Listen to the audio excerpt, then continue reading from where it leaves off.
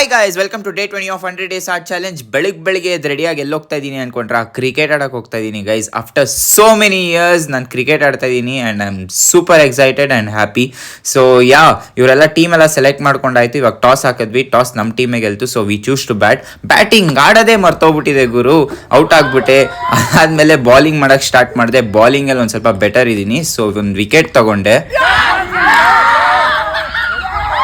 ಮೂರನೇ match finish ಆಗ್ತಾ ಇದ್ದಂಗೆ ತುಂಬಾ ಬಿಸಿಲಿರೋ ಕಾರಣ ನಮ್ಗೆಲ್ಲ ಸುಸ್ತಾಗಕ್ಕೆ ಸ್ಟಾರ್ಟ್ ಆಯ್ತು. ಸೊ ಒಂದು ಜ್ಯೂಸ್ ಕುಡ್ಕೊಂಬಂದು ತಿರ್ಗಾ ಮ್ಯಾಚ್ ಸ್ಟಾರ್ಟ್ ಮಾಡಿದ್ವಿ. ಈ ಸತಿ ನಾನು ಫಾರ್ಮ್ ಅಲ್ಲಿ ಇದ್ದೆ, ಚೆನ್ನಾಗಿ ಆಡಿದೆ.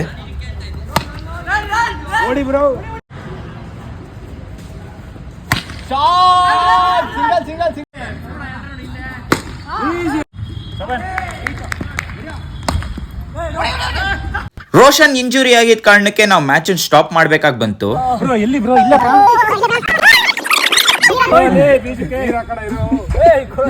ಲಾಸ್ಟ್ ಎಲ್ಲ ಒಂದು ಗ್ರೂಪ್ ಪಿಕ್ಚರ್ ತಗೊಂಡು ಅದಾದ್ಮೇಲೆ ಮಾವಿನಕಾಯಿ ಮರ ಕಾಣಿಸ್ತು. ಫಸ್ಟೇ ನಾವು ಹುಡುಗರು ಬಿಡ್ತೀವ, ಮರ ಹತ್ತಿ ಕಿತ್ತಿ ತಿನ್ನಕ್ ಸ್ಟಾರ್ಟ್ ಮಾಡಿದ್ವಿ. ಎಲ್ರಿಗೂ ಹೊಟ್ಟೆ ಹಸಿವು ಬೇರೆ ಸ್ಟಾರ್ಟ್ ಆಗ್ಬಿಟ್ಟಿತ್ತು, ಮ್ಯಾಚ್ ಆಡಿ ಏನು ತಿಂದಿರ್ಲಿಲ್ಲ.